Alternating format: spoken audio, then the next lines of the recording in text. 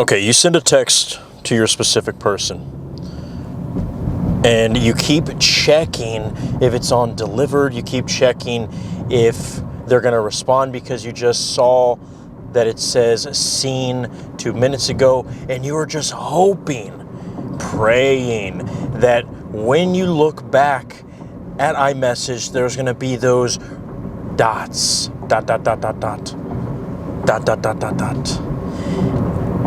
Even me thinking about it right now, I could just feel the dopamine churning up in my stomach when I think about this for you. Well, first of all, I'm going to let you know I'm a manifestation coach and I still deal with this.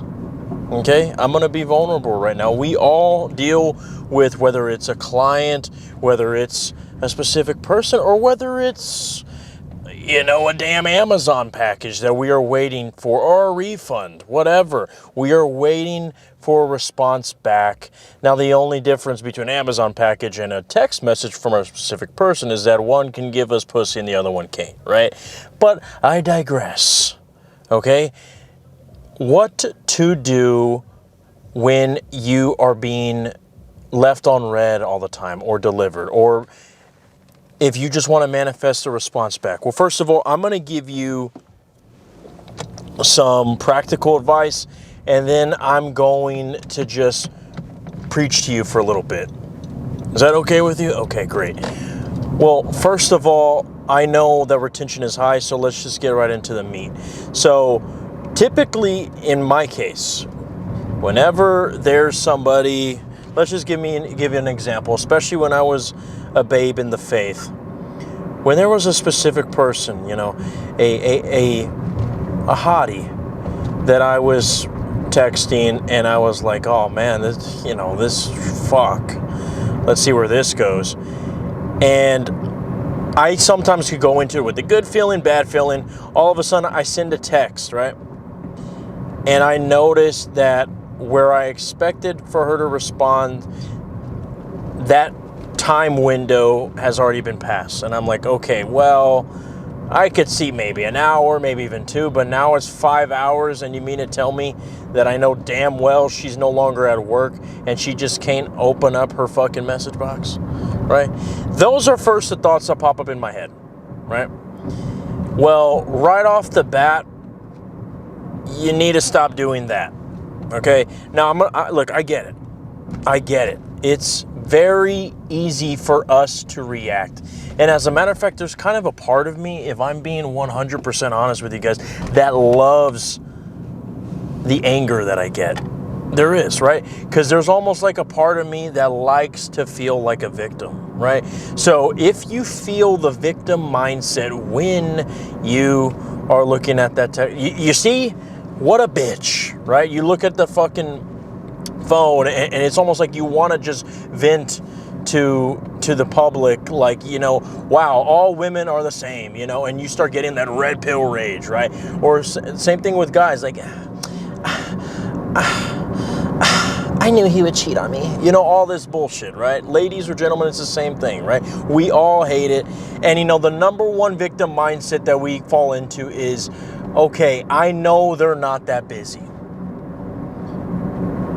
Look, I'm going to tell you this. I used to have this mindset before I became one of the most successful manifestation coaches on the planet. But I am now shocked of just how much I forget to text people back. And as a matter of fact, there's even a part of me that feels like, even though, yes, I can actually move my fingers and type something back, you see, it's not that fucking simple, right? Because when you have a lot of clients and there's a part of you that has integrity, and you don't want to just be that guy who just responds with one-word answers because he's focusing more on the quantity of response. Like right now, one of my clients just texted me right now, and I'm going to have to respond to him back. Some of you guys have the text membership, links are in the description, right? I can give you advice throughout your day. You tell me the biography of your situation, and you got Neil Arthos in your pocket, okay? I've had people talk to me on their way to the freaking SAT exam, okay? And even on their way to the Outback Steakhouse on the first date. And of course, your boy got her the committed relationship. But either ways, I digress. I used to be the kind of person who would be like, okay, but what is so fucking hard of responding? Like, literally, get the fucking phone and even just fucking send an emoji, anything, right? Because we automatically think that, okay, if they don't respond to me, there's something wrong with me. And I mean, I don't know about you, but whenever I'm in that state of lack, I can just see them fucking looking at my message like, oh my gosh. And even the worst case scenario is like, I imagine them showing their girlfriends like, oh my gosh, look at how much of a loser this guy is. And then if fucking Steve Jobs doesn't help shit, because on the fucking iPhone, they have it to where if you have show previews, you don't even have to open that bitch. They can read every fucking little thing. I mean, shit, you can't even send nudes because they don't even have to open that bitch. It's right fucking there. Right next to their notifications of Amazon and Shane and Temu. Right? It's like, oh, look. The fucking Shane logo is bigger than his penis. You know, it's like, it's everywhere. Okay? Well, going back to fucking having a lot of clients and being the best manifestation coach of all time, yeah, I used to be that guy who thought the same way about text messages, and now I know what the fuck these women deal with. Because the way I see it is like this. I am getting paid to answer these text messages, and still sometimes there's not enough motivation for me to respond right away.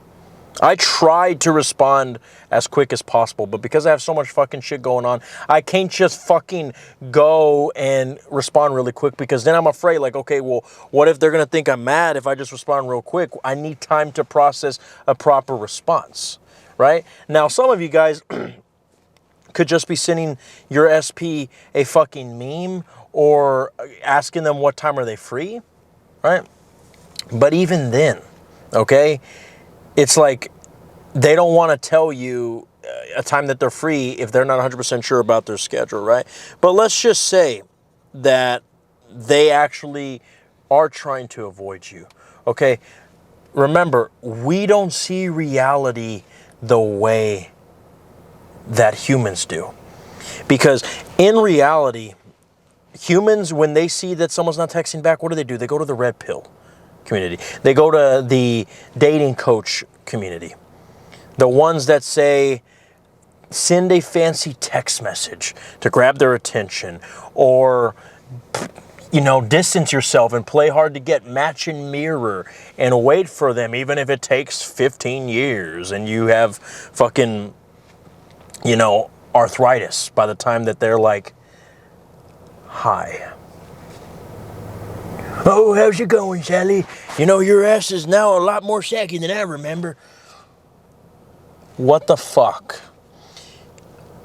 We don't see things like the way that the dating coaches see. Remember, this. If you want techniques on how to make someone text you, click off this video and fuck off. But if you want to actually become the person who gets texted and is not just waiting on a fucking response, because either ways, I have been in, you know, I'm going to tell you some really fucking real deep shit right now. I have been in situations where girls just flat out texted me like, you know, monsters. Like, they just did not seem interested in text. And then we are in person and they can keep their fucking eyes, their hands, their body fluids off of me.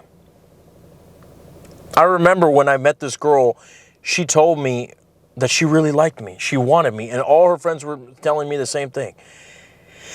And I would text her and she would almost never respond in a proper manner. I think we had like maybe 1 or 2 days where it was like back and forth, and then it just seemed like if my fucking messages were being sent directly to her fucking shredder, right? But when we were in person again, even when she had a boyfriend after all the relationship crumbled, she still could not fucking keep her boobs, her hands all off of me. Okay? To this day.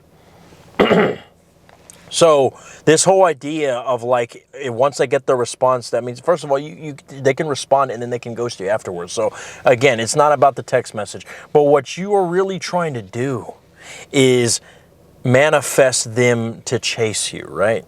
Because remember, a lot of you guys are trying to get that relationship, but you could manifest a relationship and then quickly, hold on, let me fart. You can quickly get it to crumble. You can manifest a breakup, right? How does that happen? By you focusing on the middle instead of focusing on the end.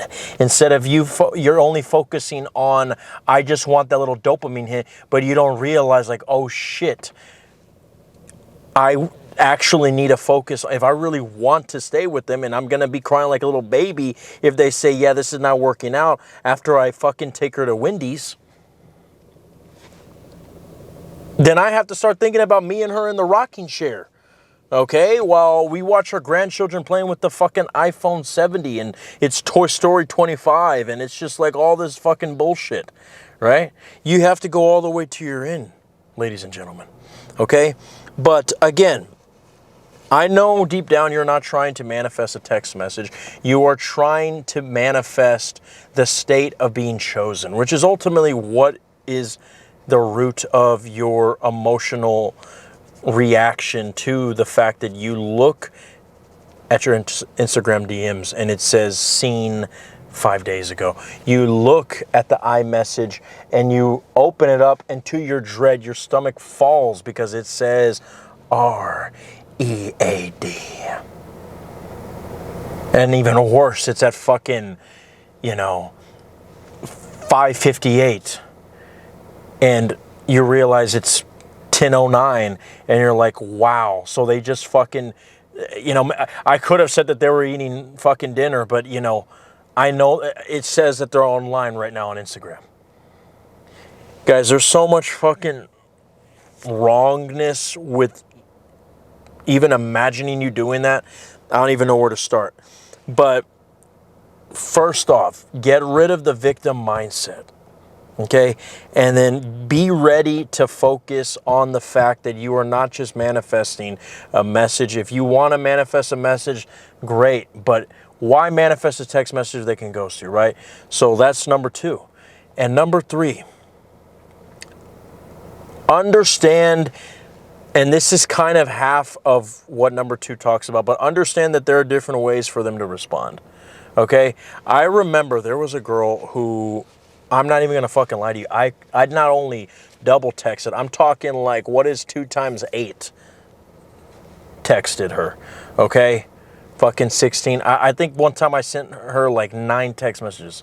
And, I'm not even going to lie, they were not all at the same time, okay? Sue me, okay? She was hot, okay? Then fucking she was in the same management position as me, sexy. We hit it off the first time we saw each other, then amazing, right? Well, this actually became a little bit of an addiction of mine. I really actually had a problem. I was just blowing up her phone nonstop. I mean, so much so that shit looked like a volcanic eruption, right? Fucking T-Mobile just complaining and shit. It became a habit. She didn't respond. Shocking, right? Well, it got to the point where I was like, you know what? Excuse my France, but fuck that bitch, right? So what did I do? I decided, you know what? Maybe I should not text her. Maybe I shouldn't. So I stopped texting her. But what I do is, this is kind of a manipulation tactic. And by the way, don't do this. I'm disclaimer, before you're like, oh, Neil Larthos told me to do this. Don't do what I'm about to do. Because I did it from the wrong state. Okay? But I'm getting somewhere. I took about a month off of my addiction. And then I finally sent her a text. Guess what? She was happy to fucking hear from me. So much so that she was like, oh, I thought you hated me. Oh, and I missed the fucking best part. Before I sent her that text, actually, I skipped something huge. When I was in the month of not texting her, right, I bumped into her at her job because we work for the same company but different locations, and she seemed very awkwardly nervous around me when we saw each other. And at first, I thought, okay, maybe she's just awkward because she's like, oh, I haven't responded to this loser, and, what if he calls me out and he proposes to me on the spot? Next thing you know, she sends me a text that night, just a weird emoji of like whatever. and I leave her undelivered for like a week, okay? Then I respond back to her, and then that's when she's happy to hear from me, and then that is where she's like, oh my gosh, I thought you hated me. So you mean to tell me that there I was thinking about all of what alpha male strategies and, Steph is cold and Coach Corey Wayne would say of you should never double text, they will think you're a loser, you are, right? And because I knew the law, even at that young age, I knew that nobody's opinion of me sticks. Nobody's perspective of me sticks if my perspective shifts on who I am. I went from the guy who was blowing up her phone to when I stepped back, I shifted to the version of myself who is okay either way, right? I had the self-control where even when she texted me that same day after she saw me, which clearly was an indicator that she was affected by seeing me, because it was the first time that she saw me in person since we first saw each other and we really hit it off. Because we actually haven't seen each other a lot in person, right? It was more texting. Well, what am I getting at here? The fact that she was like, oh, I thought you hated me, even after, if all she had to do was fucking go back in her brain and see all the times that I was blowing up her phone, which almost borderline she could have fucking called the police. Why? Because the past doesn't exist when you shift to the reality of the one who's being chased. And I shifted to the reality. Again, I'm not necessarily saying to do this. If you do the match and mirror effect where you start avoiding texting them just to get a result, you might get hot and cold results. And that's exactly what ended up happening. It was going great, and then she faded away. All right. And it just became this game where I was just doing it for fun, where I noticed that when she was being warm with me, I could have reciprocated it, but I kept this thing of saying, okay, I got to wait another week to text her. And I just would keep doing that. I think eventually I turned her off because she was like, oh, he's just playing games, right? There's a perfect balance, right? And if I would have just looked at it as, okay, well, why not just, whenever I'm in the state, behave naturally in the state rather than continuing to do something in order to get a certain result, which is what I was doing, where I noticed that, oh, it worked when I ghosted her for 2 weeks, so I'm going to keep ghosting her for 2 weeks every single time that she responds to me. Because she went on, it was this pattern where I would text her, she would respond right away, and then I would leave her on delivered for a week, and then I would text her, and then she would respond right away, and I would leave her on read for a week, or delivered for a week, right?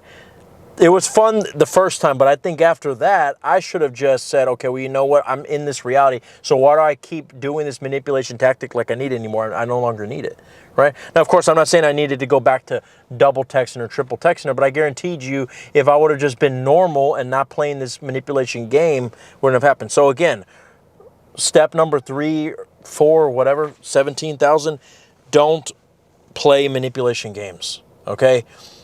Do what you have to do, discipline yourself, have some self-respect, but when you see that it's working, you don't have to fucking keep it up, because you're almost saying, almost like, oh, I'm afraid that if I text her right now like any normal person would, that I'm going to lose it. Then you put her on the pedestal, and that's what I was doing subconsciously, even though I thought like I was being a badass because I wasn't texting her in a week, and right? Like I was punishing her. Women can pick up on that, and men too. So after that, the bottom line, to be the one that's chosen, right, is to realize that even if they never text back, and when I say never, in reality, until the day you die, you never know if they're ever going to text back. So really, you can never say that they never texted back, because as long as the fucking cellular data towers are working, there's still a chance, right? Even though I know you're like, oh, well, once it hits a year, I think that's already fucking overdoing it. But you get the point, right? But you got to understand that everything is a reflection of the past. Everything is a reflection of your thoughts, your assumptions, right? So when you understand that on a deep level, you'll realize that the only reason why they didn't text you back is because of something that you did, something that you said, or something that you assumed internally. Again, when I say something that you did, by the way, I don't mean to them, I mean internally, Whether it was an imaginal act that you did, and by the way, even if you do mental math, that's an imaginal act. If you say going into this relationship or this connection that you're trying to make with this specific person, and you say, what if this doesn't work out? That is the same thing as imagining them fucking your brother. It's the same exact thing, ladies and gentlemen. So it's, you know, if you go into it thinking that, you know, what if she treats me like my ex? That's the same thing like doing a SAT session where you keep robotically affirming that I'm a loser, I suck, I got a small penis. It's exactly the same thing. You might as well fucking do that. But if you go into it and you hear that ego saying, what if this doesn't work? But you say, I'm no longer that version. I am whoever I say I am. And whether I feel that I'm lying to myself or not, I'm going to decide that I am the one being chased. And if you stay in your reality, even if you go 6 months without getting a response, you just simply say, well, okay, the only reason why I went 6 months without getting a response is because this is a reflection of how I was before I started deciding in my favor. But I know as long as I keep reminding myself who I truly am, which is not based off of external circumstances that are reflecting past recycled assumptions, but I am who I say I am right now, then I will enter into the reality, as long as I stay there, and it will be reflected to me. Because I'm going to let you know a little secret, guys. If you are trying to become the one who's being chased, you can't do affirmations, you can't do imaginal acts to get a text message, to get attention from women. I know people have talked about all these imaginal acts where you see yourself as a god, where you know, like the self-pedestalizations that I give to my clients, which by the way, they do have overnight results, not gonna lie. Links are in the description, guys. Daily affirmations, they tell me their biographies, they tell me the names of their specific person, and then I will use those names and it will hit their subconscious stronger when I send them to them daily. And they'll say them, and it's crazy, but they actually do work. However, they will not last until you realize that you have to have your manifestation internally before you can actually see it unfold externally. And you're probably thinking, well, how the fuck can I have something if I don't have it? Well, because the actual possession of something is nothing you can see. When I say that I have a Honda Civic, I'm in my Honda Civic right now. But having the Honda Civic does not look like a 4-door of cosmic blue with the H on the front of the hood. No, having the Honda Civic does not look like anything. And someone's going to be like, wait, what does that mean? No, I repeat, the car, my Honda Civic, looks like a 4-door cosmic blue with the H in the front. But my havingness and me knowing that it's mine is only something that I can internally know. The having is unseen. And what does it feel like to have? Someone's going to say, it feels great. I get to take myself to work every single day. No. That's what it feels like to drive the car and to emotionally remind myself that I have transportation. That's not the same thing. What does it feel to have the havingness of the car? It's nothing, because having is just having. It's a possession. It's a decision. It's mine. Well, that's the same way with you deciding that you're the one being chased. You just simply decide that you're the one who's being chased. And if someone says, well, but that doesn't make sense because whenever I decide, I still see my external circumstances. Well, again, you have to deny those circumstances. And you have to understand that they're going to be there because they are still reflecting the past identity. And your external circumstances will continue to recycle physically what you dwell on the most. But if you dwell on that decision, regardless of if you feel like Neville says, feeling is a secret, he doesn't mean actual feeling, like me feeling the hairs on my fucking arm raise. He means the naturalness. And when you understand that naturalness, neutrality, and having something it doesn't feel like anything, is just is, then the more quieter you can decide that you are the one being chased, the more you will be chased. Okay? Repeat these last 5 fucking minutes, and I swear to God, you will get it. But really, I mean, fucking put this shit in 0.75 speed, okay? Oh, I'm talking like this, okay? And if you can repeat that shit before bed, watch what happens, guys. Book a consultation with me, guys, if you want to change your life. And by the way, if you join the membership channel, you will get discounts on the consultation, guys. More perks on the community posts. I love you guys. I'll see you next.